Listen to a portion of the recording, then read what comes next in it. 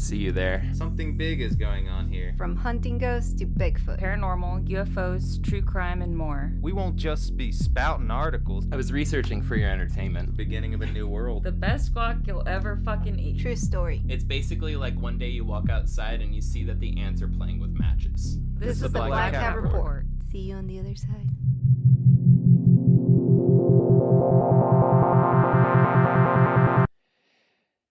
February 1st, 1991. Dear Mr. Hopkins, my partner and I are both police officers. We've been in I need a better situation for holding my scripts. February 1st, 1991. Dear Mr. Hopkins, my partner and I are police officers. We have been in a serious dilemma because of our strict profession and our lack of knowledge on the subject. We didn't know what to do or who to turn to and hadn't done so until recently. We searched the bookstores over and came up with you. There was an address in one of your books, Intruders, but it was through your publishers. In turn, we let our fingers do the walking through the white pages. Much to our surprise, there you were. We're hoping that you are the correct Budd Hopkins, so here it goes. One early morning, about 3 to 3:30 a.m. in late November 1989, we sat in our patrol car underneath the elevated FDR Drive on South Street and Catherine Slip, observing the surroundings ahead. Sitting on the passenger side of our vehicle, I reached into my shirt pocket for a stick of gum. As I opened it, I looked down at the silver wrapping that was left in my hand and saw it reflecting a firelight type of reddish glow.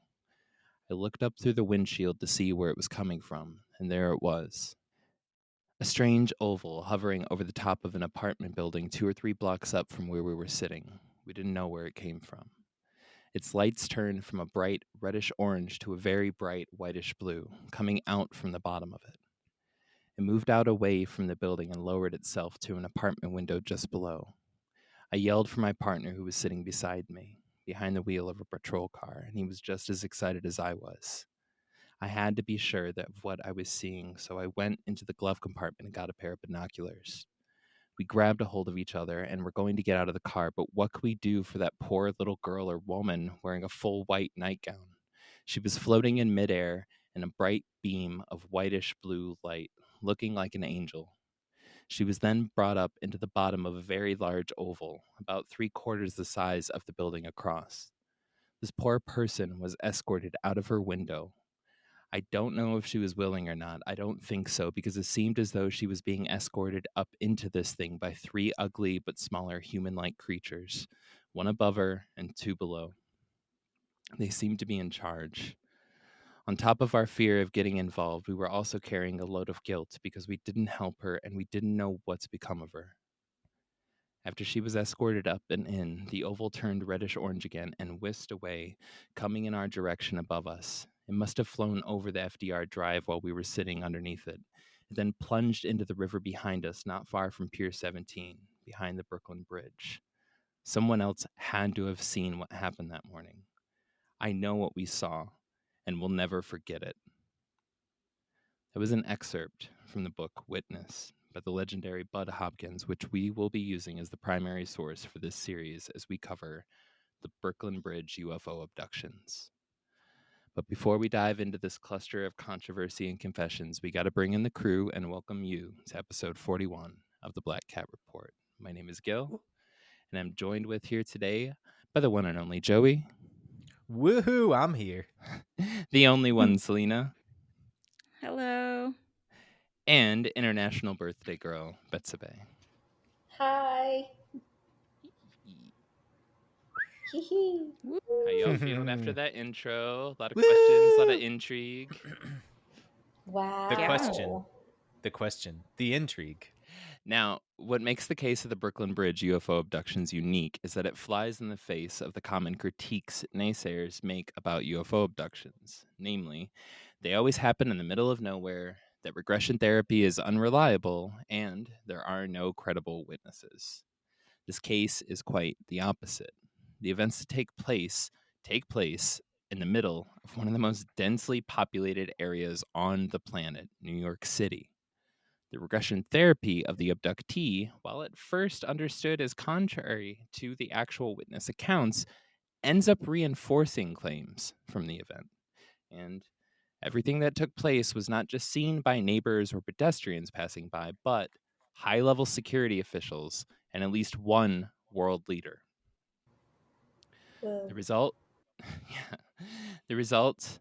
None of the typical arguments debunkers often pose can be used against the central abduction case we'll be covering. In fact, when you look at the points doubters have tried to make against it, you'll find they tend to make serious leaps and allegations past the investigation carried out by Budd Hopkins. Excuse me. In other words, the case is so well documented and airtight that debunkers often use personal attacks, assumptions, and an avoidance of actually reading the book in order to make their arguments. Essentially, a lot of it comes down to, well, nuh-uh. Like, there's not, they're just like, well, that doesn't make any sense, or that doesn't blah, blah, blah. But it's like, yeah, but everything was documented and that was what was going on in people's lives. And they're like, well, nuh-uh. It's just like, And who could hate a guy named Budd Hopkins? Like, he's your bud, right? you know? 2 Ds. Yeah. That much cooler. What is Bud short for? Like Bartholomew? Buddiest? I think it might just be Bud. Or Yeah. buddy. I have no idea. Buddy, yeah. Yeah, Buddy. I don't know. Buddy. He's a cool ass motherfucker. If you get a chance, go to the Art Bell archives on Spotify. There's at least like 3 interviews with Budd Hopkins. Like, you'll really get an idea of like his character and his personality. It like really comes through in his voice, and like really just seems like an honest, cool, like sweet ass human being. Like, I wish he's passed away a number of years ago, but like wish I could have met the dude. Like, he was always so pointed, like in even intense debates and arguments with folks who were trying to like debunk him or go against, and whatever his research was. No matter how heated it got, he would always stop on a dime and be like, actually, I can't make a comment on that because that would just be me speculating, and I only want to go off the evidence. But what the evidence does say, and he was just so like boom, boom, boom, boom, boom. He only stuck to the facts of his research. And in this particular case, would overall spend 6 years with his research assistant working on this case. Like, this is not just a story about the events, but it's also a story about doing damn good research for anything and being dedicated to it. Well, now, you might be asking yourself, if all that's true, why is it not the most commonly covered UFO abduction? Yeah. Yeah, why not? That doesn't make any sense.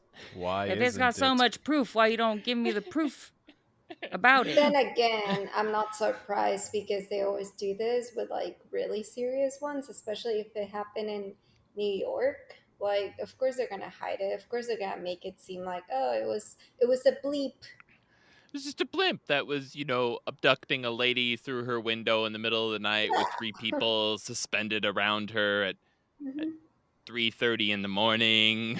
It was Nobody a trick around. Just And a then blimp. that blimp turned into a submarine. This is very explainable. Exactly. So normal. Well, if you were to ask all these questions, there is legitimate controversy, but here's the thing. UFO abductions don't tend to leave everyone involved in the most stable of mindsets, right? They kind of have this Don't notorious say. track record for completely breaking someone's perception of reality, while also leaving them paranoid that they might be violated at any moment by a threat they have no frame of reference for. Basically, everything is possible all the time and nowhere is safe. If I really had to summarize what I've learned covering all these cases of abductions and what people say, it's just that everything is possible all the time, nowhere is safe. And that's going to fuck with you. Uh-huh. And as we'll soon see, the real controversy is not the abduction, but the collateral damage it leaves in its wake. But enough edging towards the story, let's dive in. Linda Cortile was a lifelong experiencer of alien abductions and encounters with both vague and vivid memories stretching back to her early childhood.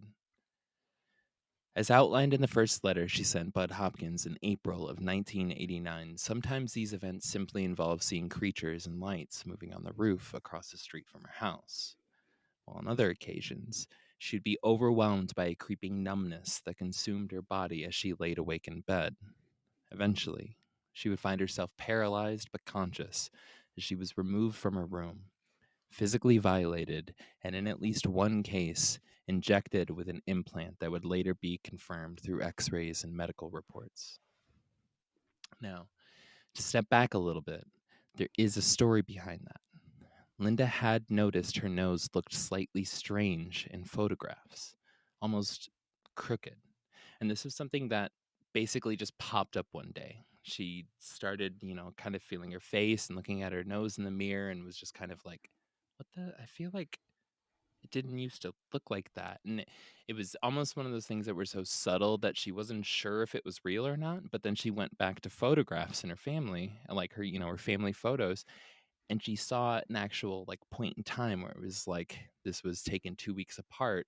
My nose changed, like something changed in my nose, and she started asking around in her family. Everybody was basically just like, no, your nose has always looked like that, but it's something where it's so personal, it's your own nose that like you notice that slight little change. Well, this bothered her enough that she eventually went to get her nose looked at by a professional. And when she did, they asked her right away when she had had surgery done on her nose.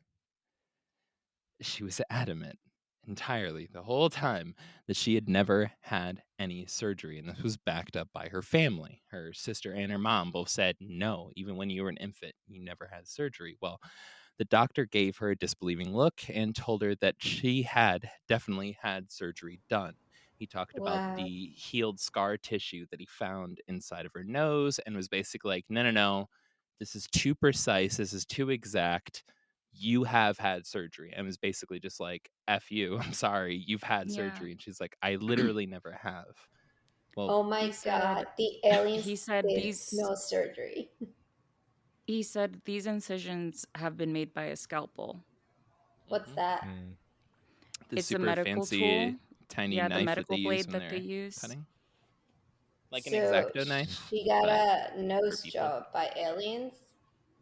No, they Kind cut of. the inside of her nose and put an implant in it, which left like a bump that made her nose look crooked. What I the? have one.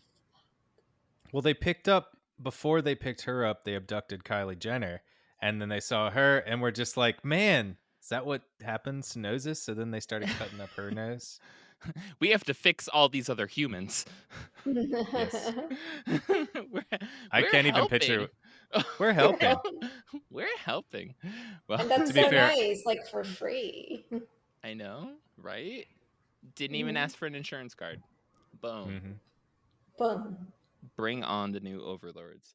Well, at some point she did even ask, she's like, could this be possibly from like a scratch that I gave myself? Like, and she even said, and she was very like I would say she's a classy, like upper middle class lady, right? If you really had to picture her, right? She's a classy upper middle class lady. She just straight up asked the doctor, she's like, is it possible that I picked my nose too hard and like caused a scratch?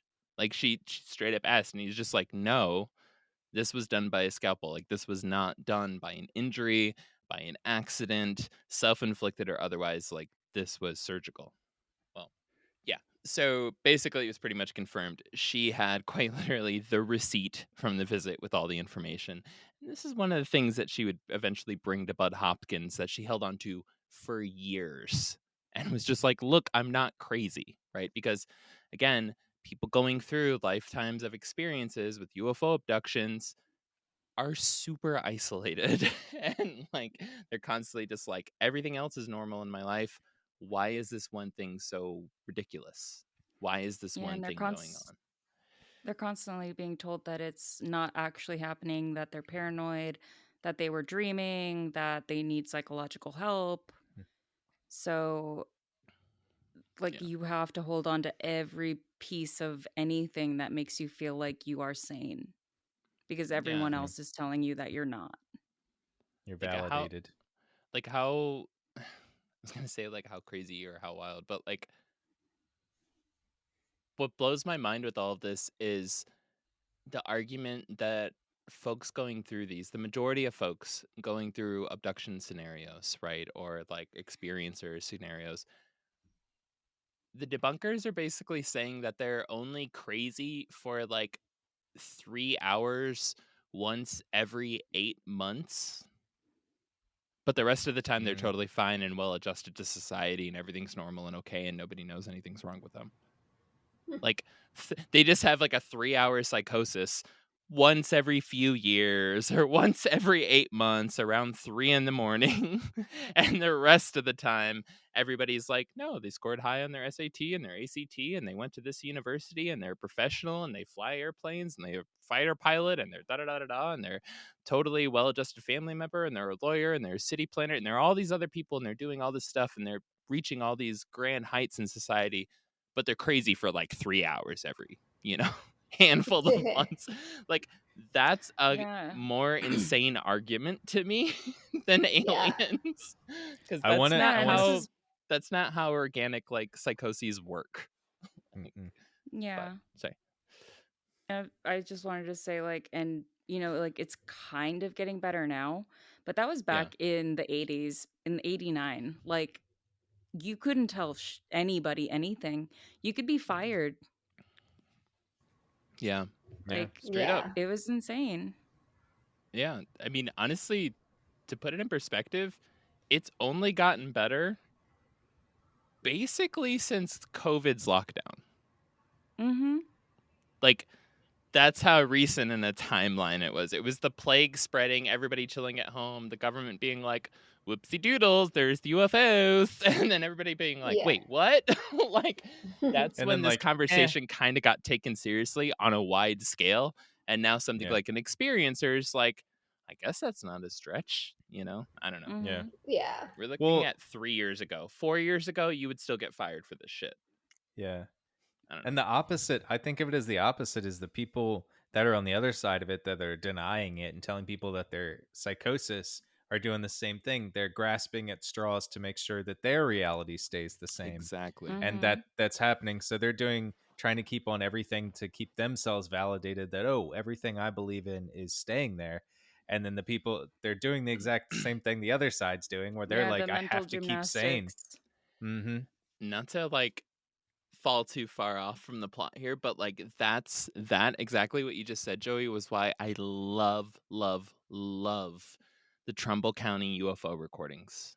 Literally Mhm. what you just said, because you watch that transformation from like complete and utter denial and mockery and everything that would cause somebody to lose their job, to them starting to take it a little more serious because people they trust are Mhm. saying it, to them experiencing it, to them then basically facing from their peers the same thing they would have said 3 hours earlier.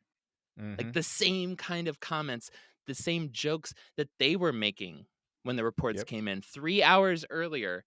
Now they're facing it. They've become a believer. Their reality's fucked with. Right? Mhm. And it's such a fucking important like transformation, because honestly, in my mind, part of why we cover all this and do all this is to lend credence and credibility. We might do it with a little bit of comedy behind it, sometimes, and like make it a little goofy, but it's to honestly be like, hey, there's something here, and we should give credibility Mhm. to it. And so those moments of transformation, that in my mind is kind of what needs to take place on a larger scale, which is why I'm so obsessed with those moments. And this story in particular, and we're gonna eventually get to it, as the perfect example of what happens when somebody isn't able to process it. Mhm. Don't want to give any spoilers, but it's gonna come up. Anyways, back to the story. Well, to say that letters outlining stories like these were rare for Budd to receive would be a lie, right? So, since the release and massive success of his book Intruders in April of 1987, Budd had been absolutely inundated with mail from people all over the world who wanted to share their stories of their own encounters. Budd was really making a name for himself as a serious, compassionate researcher who was looking into the phenomenon of abductions. And he was one of the first people that really went like mainstream and blew up doing that. Right. So people everywhere were like, finally, an outlet I can send my story to. So his office in New York was just getting flooded with mail from everywhere of like, this happened to me, this happened to me, this happened to me. Well, what stood out about Linda's letter was twofold. The first, she literally only lived a few miles away from Budd. And the second, her claims about having gone to a doctor and confirming a potential implant meant real, hard, scientific evidence for Budd's research into the abduction phenomenon. This was just like, here's a piece of pie, throw it in your lap. Like, this lady's right down the street. She's experiencing this thing that's like, you're basically the world's foremost niche researcher in, right? And like, and she might have physical evidence. She might have physical proof like in her body right now. Couldn't ask for a better scenario. Right? Yeah, seriously, it's the perfect setup. Well, after receiving her letter in April of '89, he reached out and set up an interview with her. And by mid-May, Linda was undergoing her first session of hypnotic regression therapy. Now, I know I'm jumping over some of the finer details here, but there is a reason. I want to establish the fact that by the time the main abduction event happens on November 30th, 1989, the one with all the witnesses, the one highlighted by the officers at the beginning of this episode, Linda was already being interviewed by Budd Hopkins. They had already established a working relationship. This is completely fascinating to me, and in my opinion, this makes the case even more unique and in many ways more credible. Instead of everything just being based on memories from years ago with witnesses slowly coming out of the woodwork and, the degrading effects of time eroding the details, the Brooklyn Bridge UFO abductions are documented in almost real time. I don't know of any other abductions where an investigator is recording testimony so close to the time of events, sometimes within days or even hours after they happen. Like, this is nuts. That's crazy. He's part of the story too. And you're right. Like, he literally becomes an integral part of how this story unfolds. He like morning of shit happening. Like, it happens at 3:30 in the morning. Linda's calling him at like 8, 9, 10 in the morning and being like, this happened to me last night. Like, it's that close in the way things ramp up. And it builds up to this mass sighting of her being abducted from a building. Like, Wow. that's what's insane is like they already had this relationship going for months. She was already breaking down, basically checking off every point on the list of like what a typical like lifelong experiencer, where it's like, well, when I was a child and my grandparents vaguely mentioned this, like all this kind of shit. She was checking off all the points on the list before the list was even made, because Budd Hopkins was the person who made this damn list that we refer to as the typical scenario. Like, she was checking off all the points, and then boom, this shit pops off. So what happened? Well, to answer that, I'm going to quote now from the book, specifically from the transcript of Linda's hypnotic regression session, which happened on December 2nd, 1989, just 3 days after the abduction on November 30th, 1989. This is going to be a long one, but goddamn, bear with me. It's fucking worth it, okay? My toes are numb. Oh, it's familiar. What time is it? Now I get from my side onto my back to the other side of me. It's 3:15 in the morning. By the time I turn my head back, I can't move from my toes up to my neck, and I can't move my body. Oh, I know what this is. Steve, Linda's husband. Wake up, Steve. He's not hearing me. I want this feeling to go away. I know what this means. I haven't forgotten. I can move my arms. Oh, look at that. behind the drapes. There's something there. I know what I'll do. I'll take my pillow. I'll throw it. If only my legs can move. Wake up, Steve! Wake up! There's something in the room. She throws the pillow. I hope I got you good with the pillow. I can't move my arms anymore. No. 1, 2, 3, there's 4, and there's 5.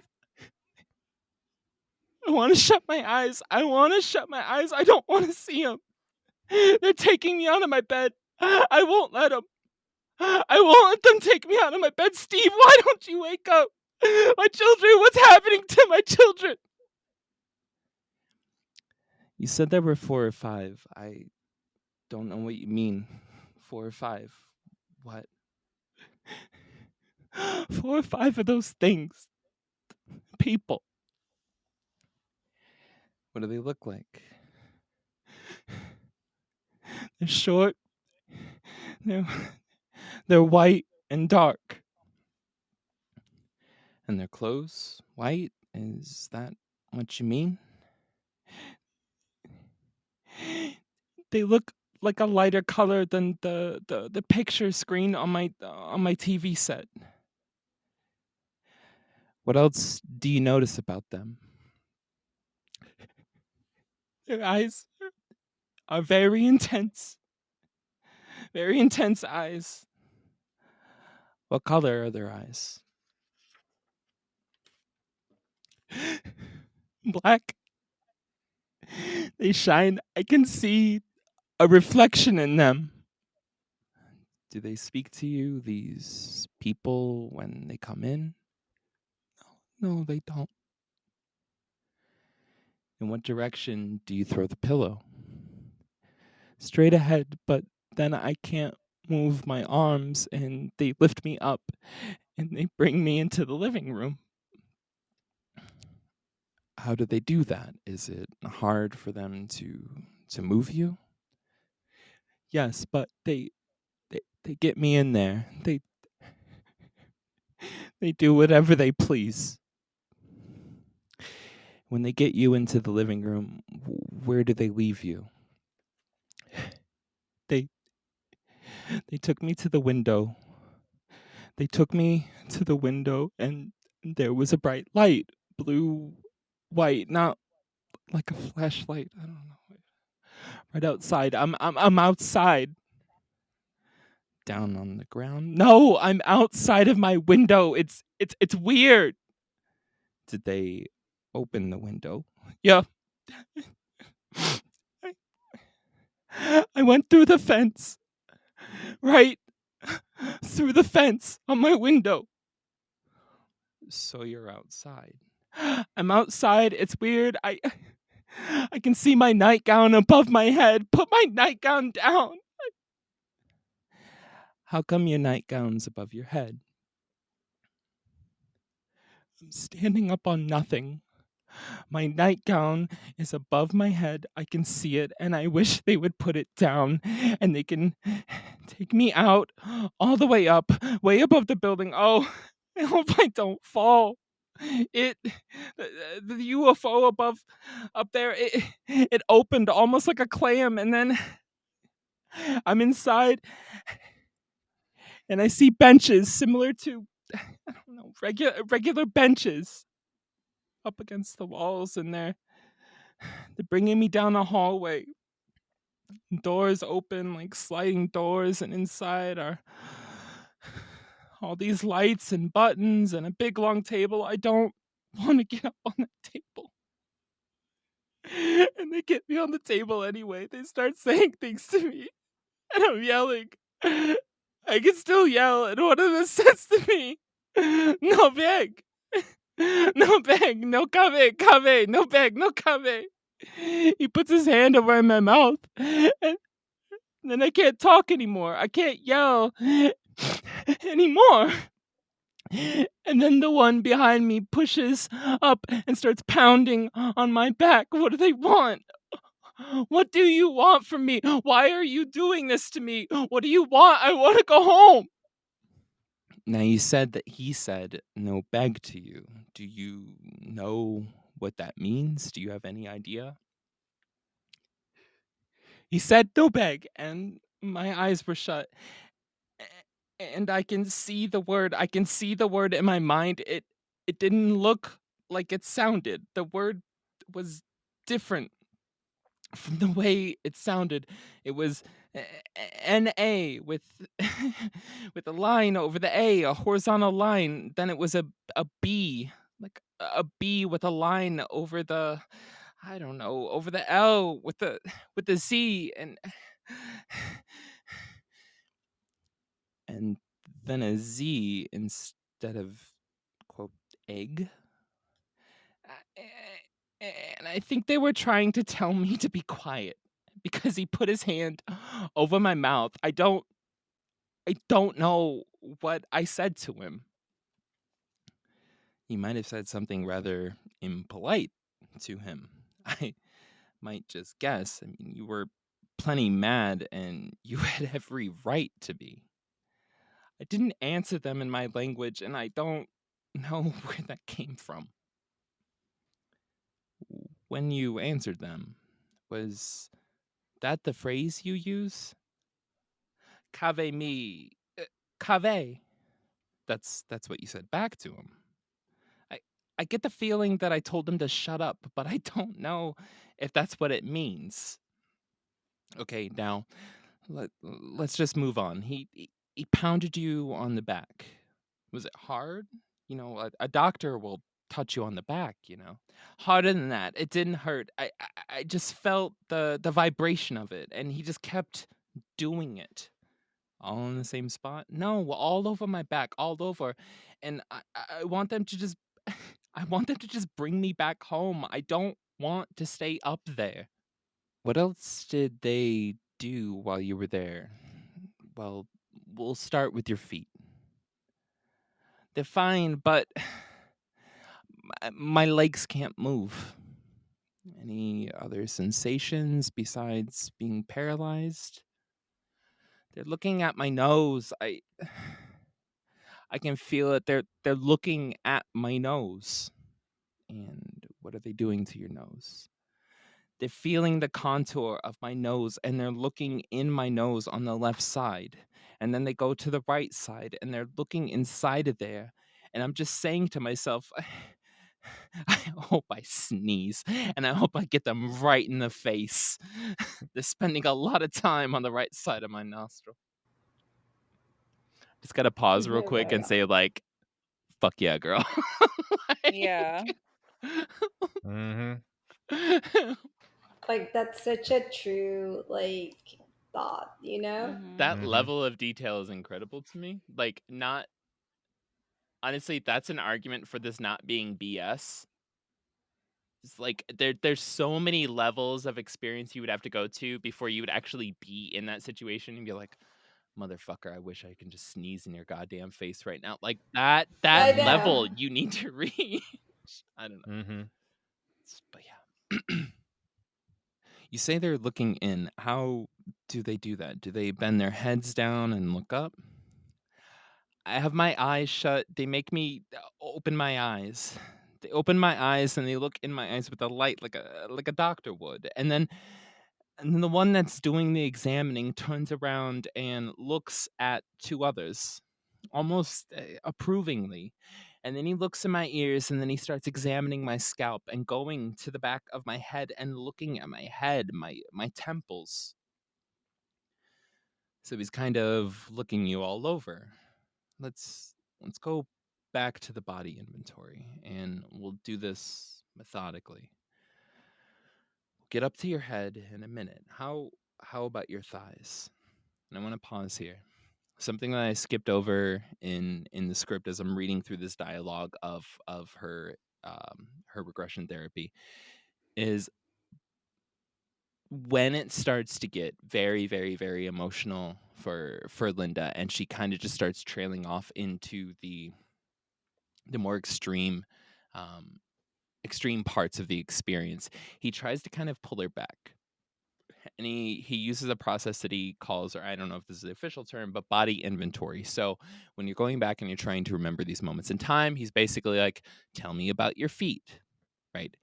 Tell me about your calves, tell me about your knees, tell me about your thighs, tell me about your hips, tell me about, and slowly just gets you to focus on everything all the way up your body. That's an actual thing. Body inventory, they do that with people that have experienced like trauma and PTSD. It keeps them grounded while they're trying to like go over some of the most like painful and traumatic information that they can. It kind of like separates you from the experience a little bit. Yeah. And so that's Budd specifically, and he makes a note in the book specifically is like, we're going to start doing body inventory right now because this is getting, like way too deep, way too fast. It's getting hard to keep up with what's going on. It's getting hard to ask questions, so on and so forth. That's why he asks about our thighs next. That's all. Well, so he's kind of looking you all over. Let's go back to the body inventory, and we'll do this methodically. We'll get up to your head in a minute. But how about your thighs? I can't feel them, but I can feel my feet. I can feel my nose and that part of my face and my head, but I can't feel my mouth. My arms are numb. Let's move up from your thighs then to your female parts, your sexual parts. Is there anything there? Numb. How about your abdomen, from your navel down to your groin? Does that part feel normal? Numb. Your chest? You said your arms and hands were numb, and your mouth. Yes, just my nose and my eyes have feelings. I was able to yell and speak until one of them put his hands over my mouth, and then I couldn't yell and speak anymore. And you lost sensation in there too. But I still had control of my toes and my eyes. What are you wearing when you're on the table there? I wasn't wearing anything.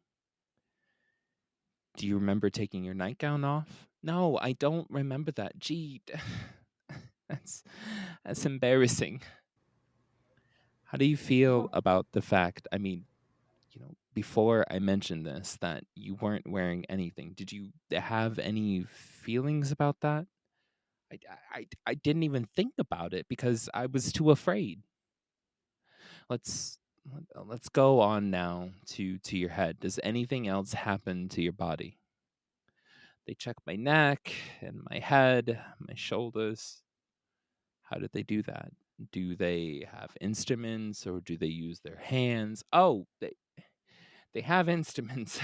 There was one particular instrument that was maroon and thin and silver with a square. No, not a square, a rectangular tip.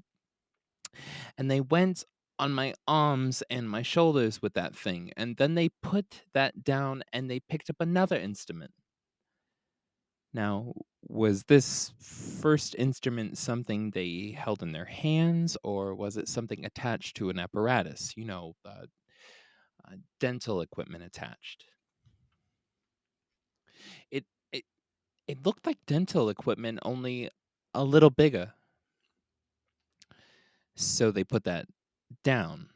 They put that down and picked up another long thing, an instrument, and it had a ball at the end of it, and that's what they examined my nose with.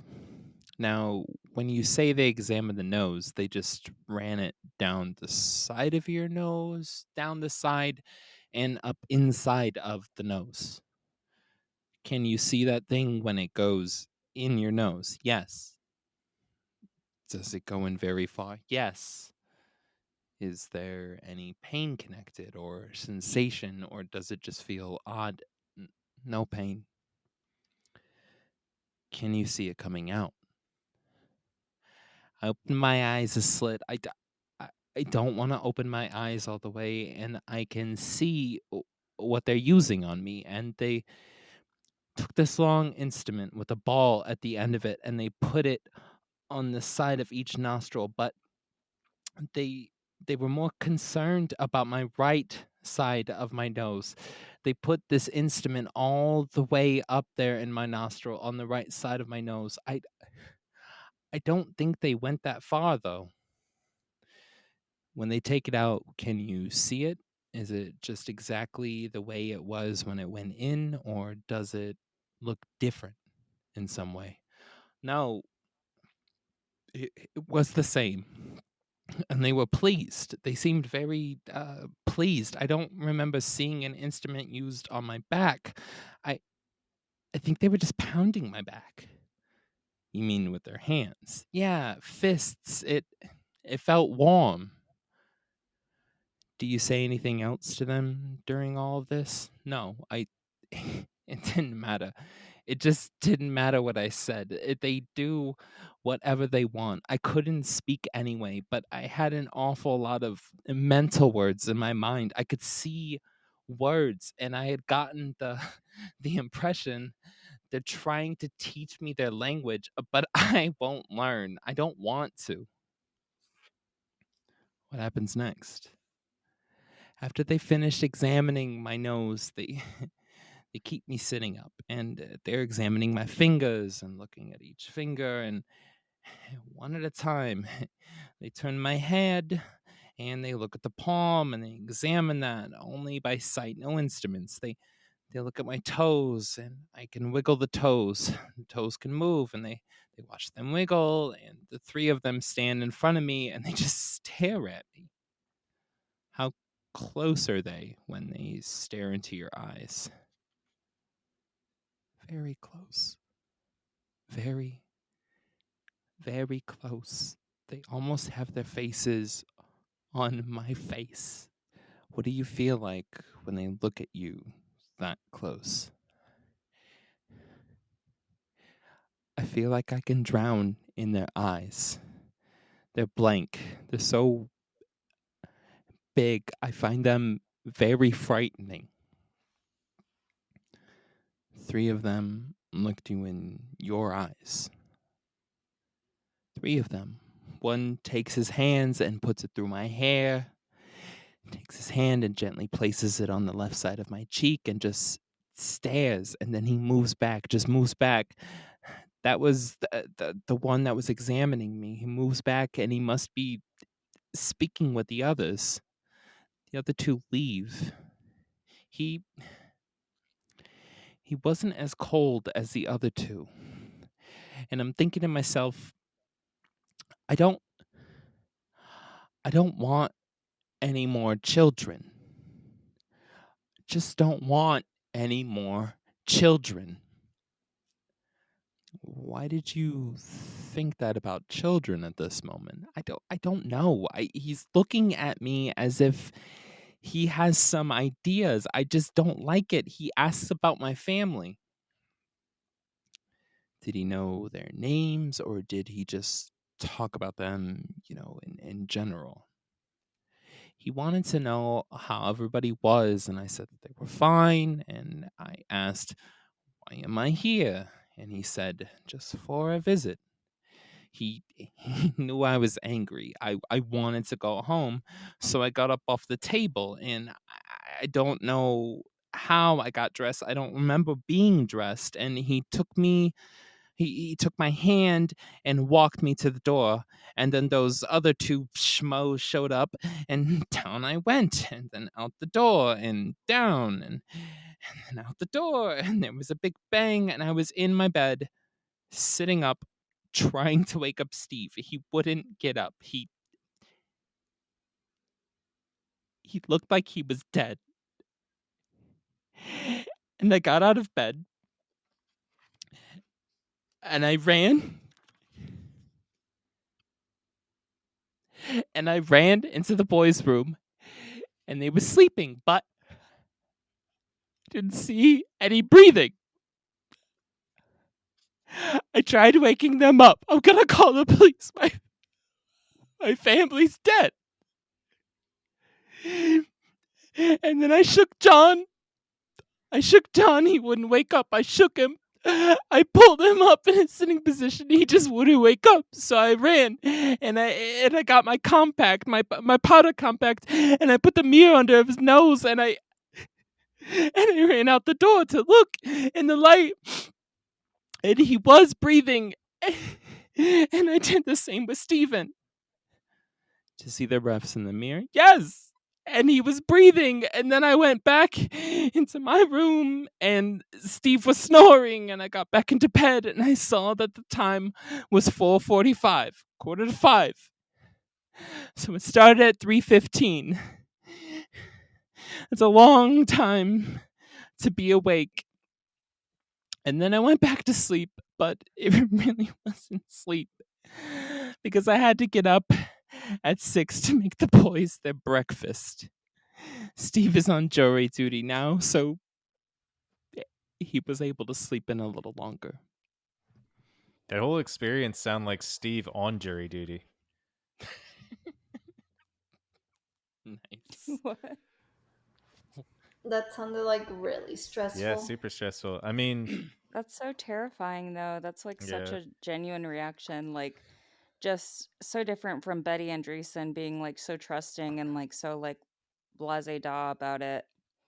And then we have this person who's a lifelong experiencer that is like experiencing that guttural fear that is like very realistic of someone who's been going through these like you're literally being stolen from your home Yeah.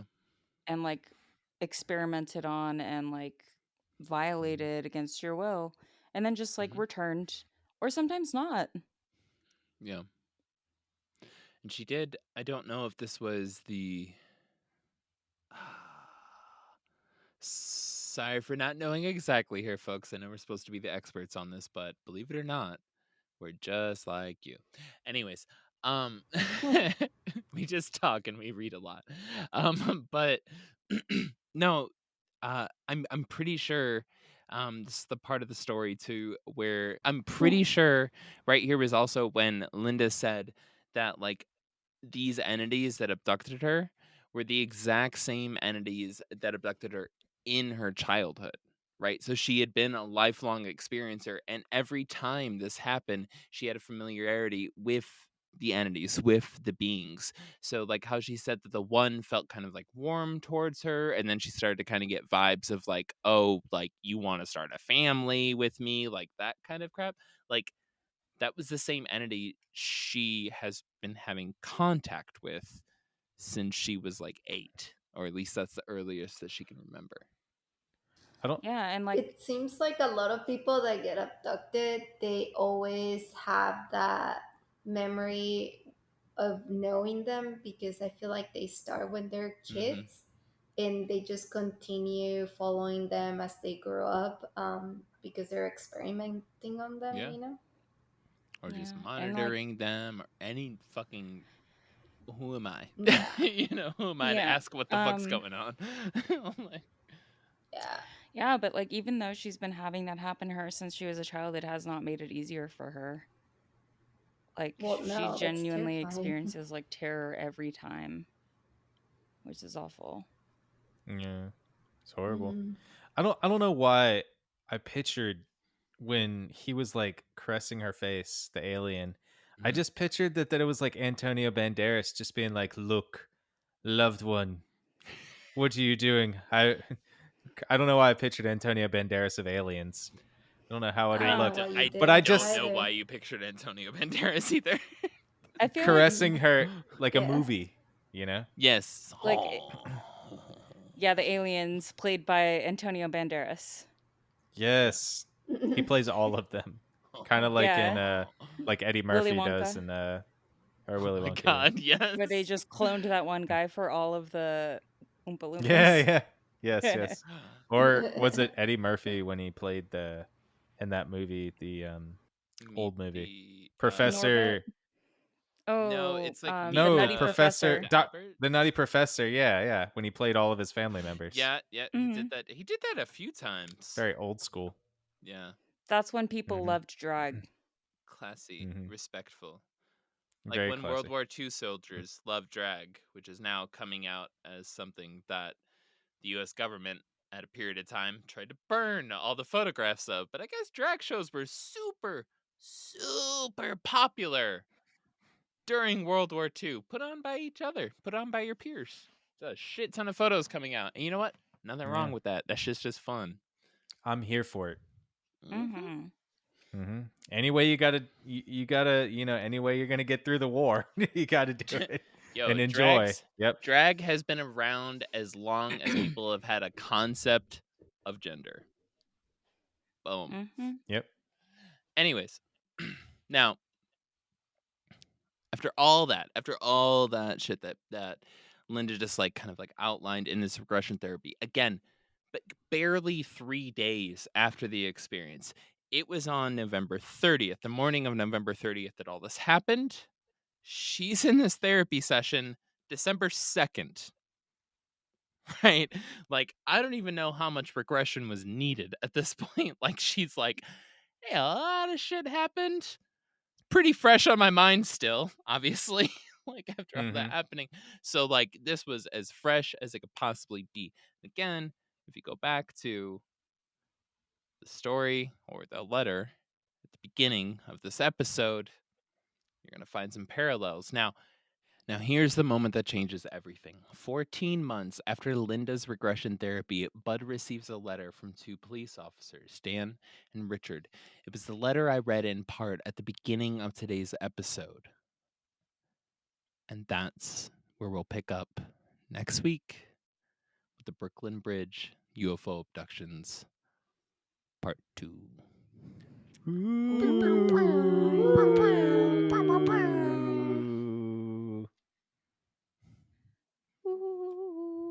That was crazy.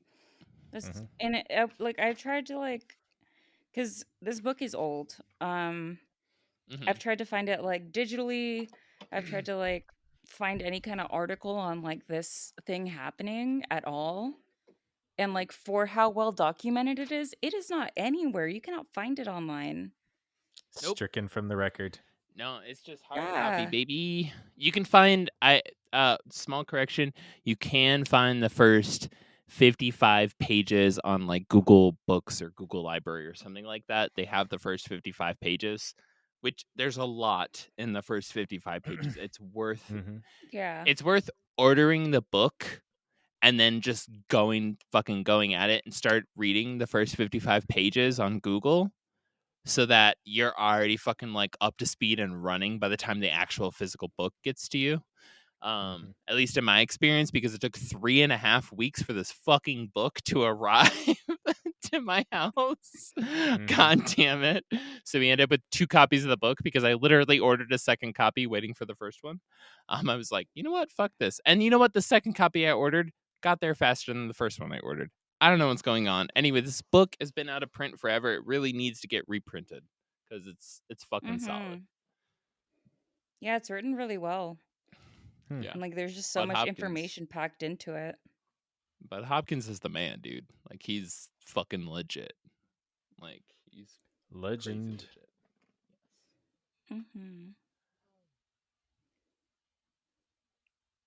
Don't forget right now, if you like this, if you want us to make Brooklyn Bridge Part 2, scroll up.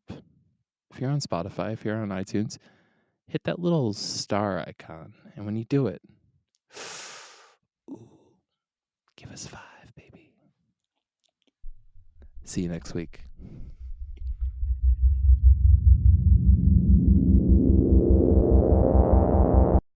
Thank you for listening to the Black Cat Report and our episode on the Brooklyn Bridge abduction. The story is harrowing, and Linda hopefully gets a good ending to her story.